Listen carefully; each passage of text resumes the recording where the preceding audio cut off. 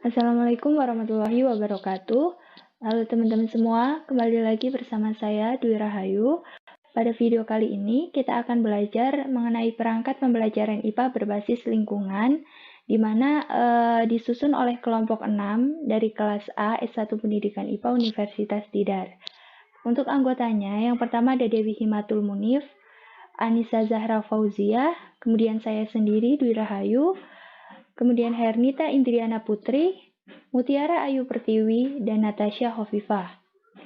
Yuk teman-teman simak materi berikut ini ya. Perangkat pembelajaran IPA berbasis lingkungan. Lingkungan adalah suatu elemen penting dalam kehidupan. Lingkungan ini tidak hanya sebagai tempat tinggal manusia, akan tetapi juga berperan dalam menunjang berbagai aktivitas manusia. Sikap dan perilaku manusia ini sangat menentukan kualitas dari lingkungan tersebut. Oleh karena itu, tujuan utama pembelajaran lingkungan yakni untuk menghadapi tantangan zaman. Siswa dan guru itu akan berpartisipasi dalam kepemimpinan, desain, perencanaan, dan sumber daya manajemen sekolah untuk menyediakan lingkungan belajar yang komprehensif, inovatif, dan efektif yang bersifat menyeluruh dalam rangka mencapai keberhasilan.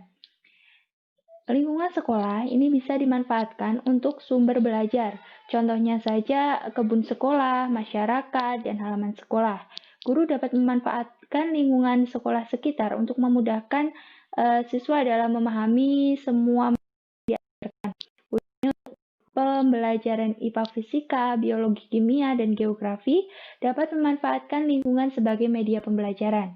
Nah, ini misalkan pada pembelajaran biologi, yaitu terkait materi komponen abiotik dan biotik ini bisa dialokasikan ke kebun sekolah, memanfaatkan kebun sekolah.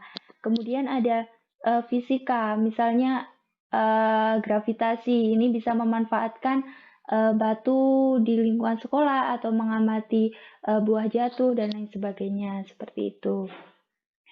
Kemudian, menerapkan pendidikan lingkungan dalam pendidikan formal ini dapat menerapkan hasil belajar bagi siswa di bidang membaca, matematika, dan sains. Pembelajaran berbasis lingkungan mungkin memungkinkan siswa untuk berpikir secara kritis, meningkatkan motivasi dan keterampilan memecahkan masalah. Misalnya ketika kita menyentuh daun putri malu, maka daunnya ini akan mengantuk. Ini belajar adaptasi. Nah, siswa dapat mempelajari bagian-bagian dari bunga, penyebab sungai menjadi kotor, penyebab banjir, sambungan rel kereta yang akan merapat pada siang hari, tumbukan jati yang meranggas ketika musim kemarau. Nah, kurang lebihnya seperti itu untuk contoh-contohnya. Dan masih banyak lagi. Dalam pembelajaran semacam ini, siswa dapat melihat sesuatu yang nyata, sehingga siswa akan selalu mengingatnya. Apa saja sih perangkat pembelajaran yang bisa dikembangkan?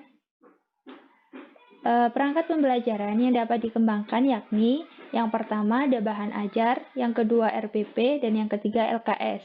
Bahan ajar merupakan suatu bahan atau topik pembelajaran yang disusun secara sistematis di mana dipakai oleh guru dan siswa untuk mencapai tujuan yang disusun atau yang akan dicapai. Kemudian untuk RPP adalah panduan guru untuk pengajaran di kelas. Guru mengembangkan rencana pembelajaran untuk membantunya mengajar sehingga bisa memenuhi standar kompetensi dan kompetensi dasar pada kesempatan pembelajaran itu atau pada saat hari itu ya. Kemudian lembar kerja siswa atau LKS adalah lembar kerja yang berisi tugas-tugas yang harus diselesaikan oleh siswa. LKS ini biasanya muncul dalam bentuk instruksi atau langkah-langkah untuk menyelesaikan tugas, di mana LKS ini sebagai pendukung dari bahan ajar yang sudah buat atau yang sudah disampaikan terkait materi seperti itu. Apa saja tahapan yang dapat dilakukan untuk pengembangan perangkat pembelajaran? Beberapa tahap yang dapat kita lakukan dalam mengembangkan perangkat pembelajaran ini yakni yang pertama ada tahap analisis kebutuhan. Analisis KD ini dilakukan untuk mengetahui materi-materi yang mungkin untuk dijadikan sebagai objek pengembangan pembelajaran dalam keterpaduan IPA. Nah, jadi kita itu guru IPA ini mengaitkan atau menganalisis KD ya untuk mengetahui materi-materi yang menjadi objek untuk dikembangkan dalam keterpaduan IPA. Contohnya ada dari biologi, dari biologi, fisika, kimia, ini kan ada keterkaitan ya. Nah, jadi menganalisis dari KD-KD ini agar bisa dikembangkan sebagai pembelajaran IPA yang terpadu seperti itu. Kemudian yang kedua, merumuskan tujuan pembelajaran. Merumuskan tujuan pembelajaran yang akan dicapai ini bertujuan untuk mengetahui apa yang akan kita capai dalam suatu pembelajaran.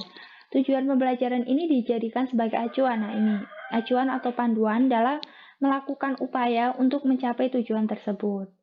Nah, jadi ini sebagai tolak ukur yang akan kita capai itu apa, seperti itu. Kemudian ada identifikasi spesifikasi produk. Melakukan identifikasi produk untuk mengidentifikasi bahan dan menentukan juga format dari suplemen buku siswa yang akan diproduksi. Kegiatan selanjutnya adalah menentukan format buku siswa yang akan dikembangkan dan memilih program visual. Adapun format buku siswa yang dikembangkan sebagai berikut. Yang pertama, ada pendahuluan. Ini termasuk standar isi, yaitu standar isi, kompetensi inti, dan kompetensi dasar yang harus dipenuhi. Pengenalan isi buku dan gambar konseptual. Kemudian ada kegiatan pembelajaran yang memuat uraian materi pembelajaran, nilai ketuhanan, dan kecintaan terhadap lingkungan, serta pendidikan karakter. Kegiatan pengamatan, kegiatan menanya, kegiatan pengumpulan data, kegiatan mengasosiasi dan mengkomunikasi, serta berpikir kritis dalam bentuk pertanyaan. Dan selanjutnya yaitu rangkuman. Atau resume ya. Untuk rangkuman atau resume bisa dalam bentuk variasi, misal mind map atau ringkasan dalam bentuk gambar atau apa gitu. Sekreatif kita ya. Kemudian untuk penutup, kemudian ada penutup, yakni berisi soal-soal evaluasi dan tugas proyek. Sedangkan identifikasi produk suplemen buku guru itu dilaksanakan untuk mengidentifikasi materi dan menentukan format yang akan diproduksi atau dihasilkan. Lanjut ke tahap yang keempat, yaitu menyusun instrumen evaluasi. Instrumen uji ahli terhadap buku ajar, RPP, dan LKS terdiri dari pengujian oleh uji ahli materi dan pengujian oleh guru SMP terhadap kesesuaian desain dan spesifikasi yang direncanakan. Evaluasi perencanaan pembelajaran, seperti itu. Kemudian menyusun naskah atau draft perangkat pembelajaran. Naskah media yang dibuat itu berupa suatu skenario pengembangan perangkat pembelajaran yang akan dikembangkan. Contohnya seperti video pembelajaran, itu sebelum kita membuat video pembelajaran, kita awalnya membuat suatu skenario terlebih dahulu ya, untuk dapat mengembangkan atau ada acuannya ketika kita melakukan taken video seperti itu. Kemudian ada pengembangan produk.